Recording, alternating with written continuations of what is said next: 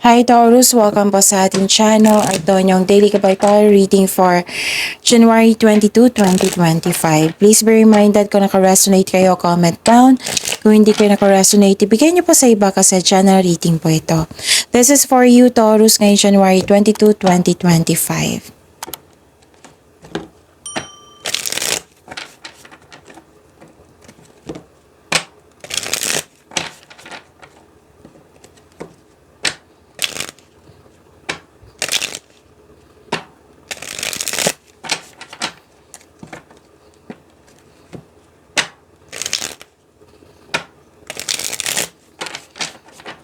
Para po ito sa inyo Taurus ngayong January 22, 2025. Maraming salamat po sa inyong patuloy na suporta at maraming salamat din po sa mga hindi nag-skip ng ads. Gamitin ang reading na ito bilang gabay lamang sa mga hindi pa nag-subscribe. Subscribe na po kayo at click bell notification para malaman nyo na may bago tayong video. Para sa mga gusto magpa-reading po, may lumabas dyan sa screen nyo ngayon. Panoorin nyo po at sundin ng instruction. Spirits Guide, mga ganap po para kay Taurus. Ngayong January 22, 2025, I need 3 cards po.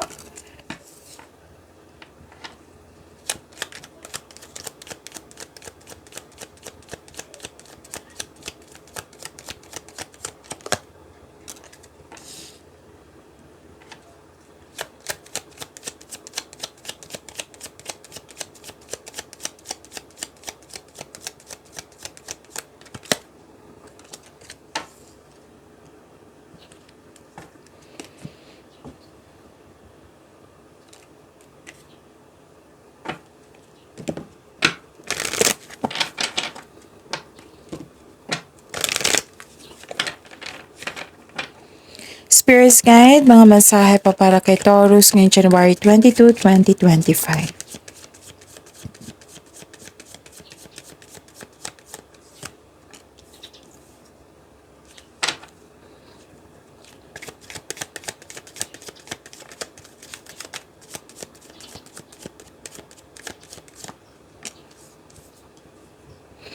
Okay, Taurus. Ngayon, January 22, 2025, may nakita ko ditong biglaang pagbabago. Pwede sa trato, sa sitwasyon, basta biglaang pagbabago. Tapos may nasikaso kayo sa malaking building. Pwedeng may balak or may nasikaso na kayo ngayon. Pwede din may concern kayo sa mataas ang ego, mahirap kausap or sobrang stricto. Pwedeng may ganap na separation, pwedeng separation of responsibilities or separation na kailangan mong pumunta sa isang lokasyon, ganon. Basta may ganap na ganyan. Tapos may dumating na opportunities na kailangan nyong bigyan ng atensyon, bigyan nyo ng desisyon or make the best choices and make the best decision. Yun. Ending with new beginning, nakikita ko dito. May closure, dalawang card na po nasabi dito na may separation. Iba-iba yan ha. Pwede literal na separation. Pwede din separation of responsibilities. Pwede din na separation na kailangan yung kailangan mong pumunta ng abroad para magkaroon ng future kayo. So, long distance relationship. Pwede ganon. Basta iba-iba yung sitwasyon na yan.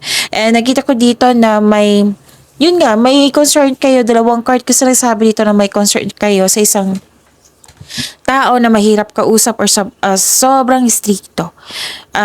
This is na nagkaroon ng hardship pero tinulungan mo yung sarili mo para ma-let go na ito at magkaroon ng transformation. Kaya nga, ending with new beginning ito. So, get ready for a new horizon. So, this is the clarification also na may new beginning. And yes, wow, overcoming obstacles. Sana all, Taurus. So, you can overcome anything. Ang ganda.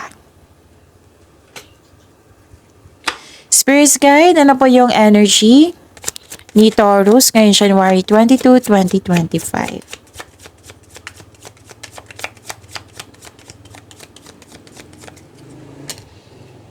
And the clarification of this card po.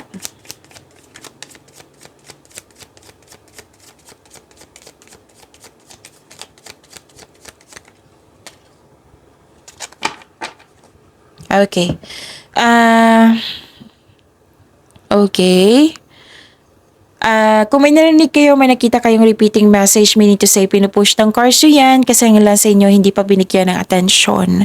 Na kung maaari din po, bigyan nyo po ng solusyon at aksyon. Remember, Taurus, at the end of the day, alam mo na ikaw lang taong may kakayahan at responsable na gumawa ng sarili mong katotohanan at kinabukasan. So ano yung energy ni Taurus? Nakikita ko dito na nagkaroon po ng difficulties in moving on. May delay sa plano, sa travel or paglilipat. Oo.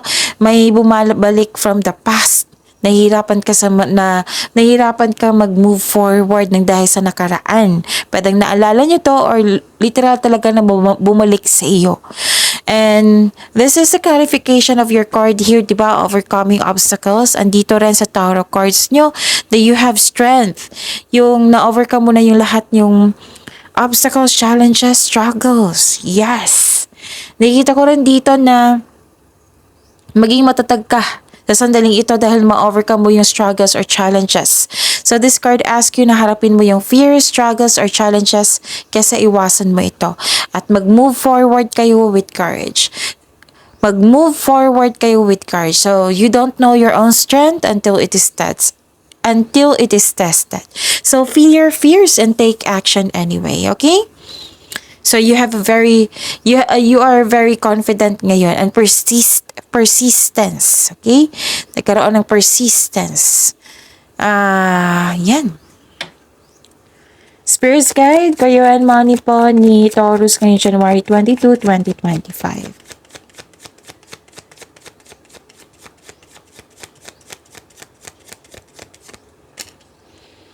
And the clarification of this card po.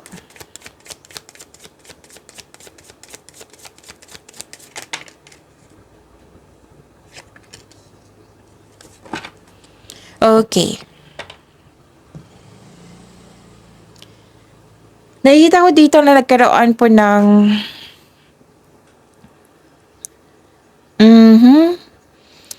nakikita ko dito nagkaroon po ng concern sa materialism or nagkaroon ng may hindi nagbigay ng halaga. Ganon. Lack of appreciation. And this card is a warn na do not overspend. Nagbigay siya ng warn. Oo, yung card nyo na wag po daw kayo mag-overspend sa trabaho, wag kayo mag-overspend sa pera. Kailangan nyo na magkaroon ng balanse dito sa oras. Balanse din sa kaperahan. Okay? It's time to have relaxation. Mag-relax, magpahinga. And wow, this is changes. This is na-clarify dito sa cards nyo, dito sa oracle cards na may changes. Okay, so this is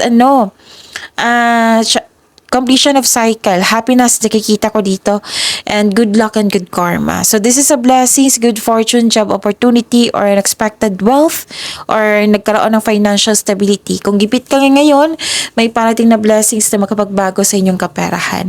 Kung jobless ka ngayon, may unexpected job opportunity na darating. So meron din na malaking pera na matatanggap, may parating or may dumating na malaking pera. Whether pwede din na literal na dumating talaga or parating na malaking pera. Pwede din na maraming customer ngayon, kliyente, maraming benta, ganun. Spirit's Guide, love life, self-love, partnership, and romance ni Taurus ngayong January 22, 2025.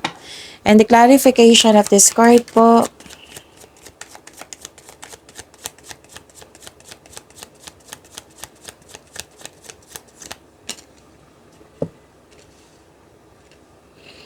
okay. Maraming salamat po sa patuloy na tiwala at suporta sa ating channel. At maraming salamat din po sa mga hindi nag-skip ng ads. So, nakikita ko dito na nagkaroon po ng news of new love ay parating sa iyo sa mga single. May nagparamdam sa iyo ng bagong maliligaw or parating pa ito. Pero din nag-enjoy kayo ngayon sa bagong passion mo. Para sa mga marelasyon sa buhay mag-asawa, may masasabihin yung partner nyo sa inyo na mag-set kayo ng date or outing. At nakikita ko rin dito na nagkaroon po ng hard work and productivity. Para sa mga relasyon sa buhay mag-asawa, ito ay tungkol sa inyong partner na gusto niyang magkaroon ng pag-level up sa inyong relasyon. Kaya nga may gusto siyang sabihin sa iyo na mag-uusap kayo, o mag-date or mag-outing kayo, or gagawa kayo ng paraan para mas mag-level up kayo. Sa mga single dito, naging hard worker ka dahil gusto mo magkaroon ng security sa inyong future. Okay? Gumagawa ka ng action dito. Pagyamanin niyo po yung blessings sa binigay sa inyo, Taurus. See you tomorrow. Please like, subscribe, and click the button for notification para updated po kayo sa daily tarot reading natin. Maraming salamat po.